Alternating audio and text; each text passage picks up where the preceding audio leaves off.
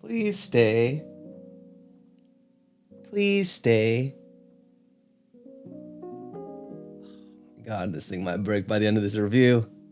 Hopefully it stays. So hey friends, welcome to this week's video. This is going to be relatively short because this is just the first impressions on the Pixel 8 Pro. I just got this in the mail and I'm about to leave for a business trip, so I don't have enough time to really dive deep in this. So for a perspective on how this video is going to go, it's just going to be my initial reactions. I'm going to do dedicated videos on like day in the life, videos, photos, different videos for those because there's just so much going on with this phone and I'm not eloquent enough and smart enough to throw it all in one video. I'm gonna have to split that up. But for now, we can talk about what my first out of the gate impressions are of this phone, if it stays on this tripod and doesn't shatter into 1,000 pieces. But I am upgrading from a Pixel 6. The Pixel 7 was something I was looking at but didn't really feel like I wanted to upgrade because this is still working fine. I didn't really like the aesthetics either, nor did I feel like it was a big performance jump because we were still getting the camera like finagling on the 6 and I was still happy with that, so I decided to stick with this. But with the 8 coming out and the Tensor 3, I was interested, especially with all of the promises that Google has given us. But again, that'll be for another video to see if they actually keep those promises.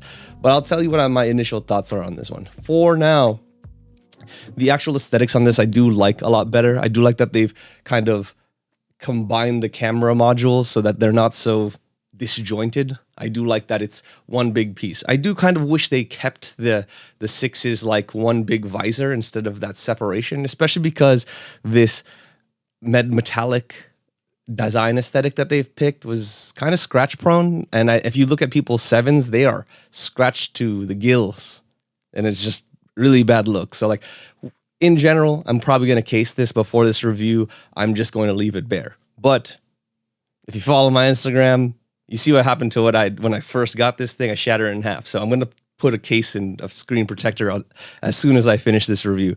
You can already tell that I've already put a protector on the metallic portions of this just because I was concerned about getting scratches.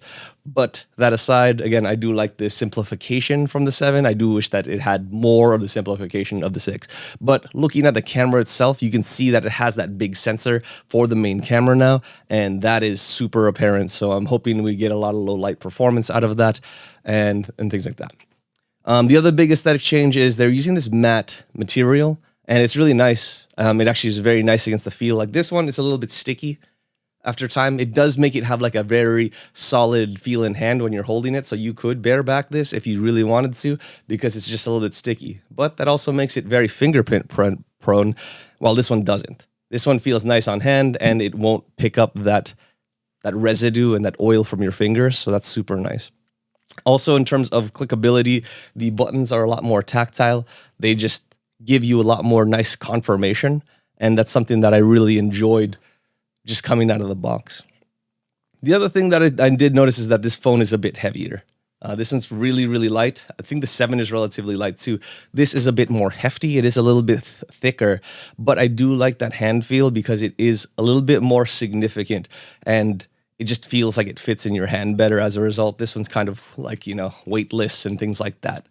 So I didn't really like how feeble this felt. This one, you know, if you look at Jerry Rigs Everything, he bet the crap out of it. It's a little bit more solid, which is a little bit better for me thinking about me dropping this, which inevitably will happen when I'm doing travel and me being tired all the time. So this is a 6.7-inch AMOLED screen that Google calls its Super Aqua display. This is extremely bright. It gets 1500 nits, I think a little bit over that, and will work super well in sun from what I've seen in my testing so far. Again, I've only had a day with it, so not a ton of testing, but we'll get more into that when I'm on my business trip.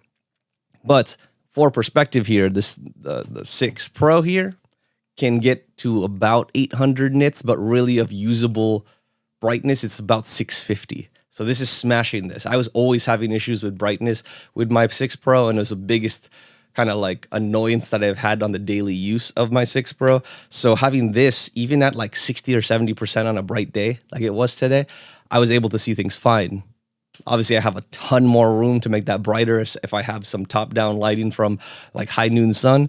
So I'm looking forward to testing that out a little bit more, but it has been performing great. Another thing that changed about this is that they've flattened out the screen. They took out the curved edges and really gave you those rails that you can really grip. I love that because it gives it a better hand feel, a better security, and it just feels a lot nicer. A welcome change. And obviously with the 120 hertz refresh rate, it's super smooth in operation. It doesn't seem very glitchy like obviously this one is.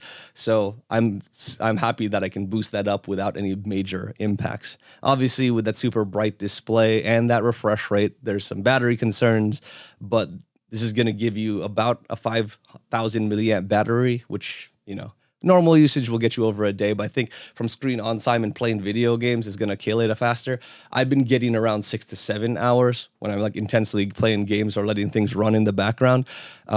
So that's pretty standard for phones these days. So I think it's going to be working pretty well if you're not using it for like hardcore gaming or running a bunch of processes or Photoshop editing and things like that constantly. So definitely appreciated with the bigger battery on that front. But on that front, the charging standards are improved, and they've also not improved in the sense.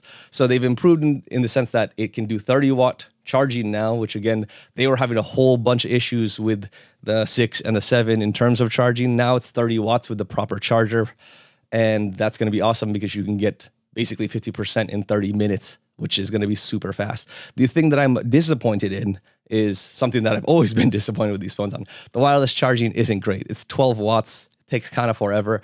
And there's no like sort of strong magnets to keep that in there. So not only have they not improved to the 𝐇𝐎2 standard of wireless charging, but the battery is still weak in terms of the backing. So let me take this out of here. Like, you know, iPhones, you can put an accessory on here and you can and get a charge on this. Let's see. I got to turn this guy on. But as I turn that on, you can get a charge. Can get a charge? Yes. Yeah. So you can get a charge with this. It's just the fact that it doesn't stick on there. So I'm definitely going to be using a case, probably the Ghost case from D brand or the Moment case if I want to use the smaller phone lenses. But it would just be a lot more appreciated if it would just stick by itself. It's so weak. The battery, just the magnets are so weak on that. It would just be nice to use that bareback, or even if I want to just put a skin on here rather than a full case.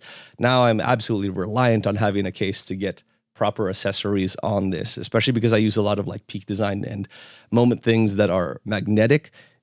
You know, it would be nice to not have to always use their proprietary cases and stuff like that. So just something to note there. Overall, though, I've been enjoying it, obviously. It's been a lot more quick when using Photoshop. I love all of the sort of camera features that they have so far, but I don't want to get too deep into this quite yet because, again, this is just my first initial thoughts on having this in hand, and I like it. It's super sexy. Again, it comes in a few different colors.